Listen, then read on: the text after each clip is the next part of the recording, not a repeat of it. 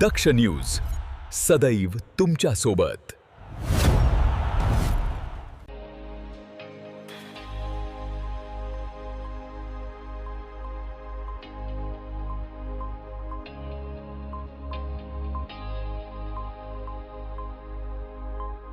इगतपुरी तालुक्यातील वाळविहीर फाटा परिसरात खुर्ची विक्रेत्यास मारहाण करून मोटारसायकल, प्लास्टिक खुर्च्या आणि रोकड लुटणाऱ्या आरोपींना घोटी पोलिसांनी अवघ्या 30 मिनिटात शोधून काढत उल्लेखनीय कामगिरी बजावली आहे।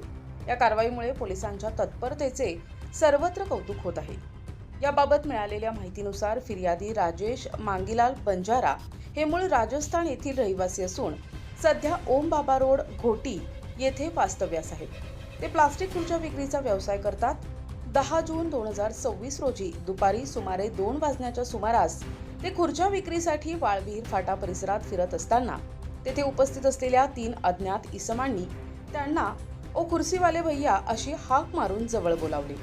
फिर्यादी जवळ जाताच आरोपींनी संगनमत करून त्यांना पकडले आणि लोखंडी गजाने मारहाण करून जखमी केले। त्यानंतर त्यांच्या ताब्यातील सुमारे 80,000 रुपये किमतीची हिरो होंडा डिलक्स मोटारसायकल, 8,800 रुपये किमतीच्या 11 प्लास्टिक खुर्च्या आणि 500 रुपये रोख रक्कम असा एकूण 89,300 रुपयांचा मुद्देमाल जबरदस्तीने हिसकावून नेला। घटनेची माहिती मिळताच घोटी पोलीस ठाण्यात गुन्हा दाखल करण्यात आला। गुन्ह्याचे गांभीर्य लक्षात घेऊन पोलीस निरीक्षक विजय शिंदे यांनी तात्काळ 2 स्वतंत्र पथके तयार केली। पोलीस अधीक्षक डॉक्टर श्री स्वामी यांच्या मार्गदर्शनाखाली पोलिसांनी घटनास्थळ परिसरात वेगाने शोध मोहीम सुरू केली।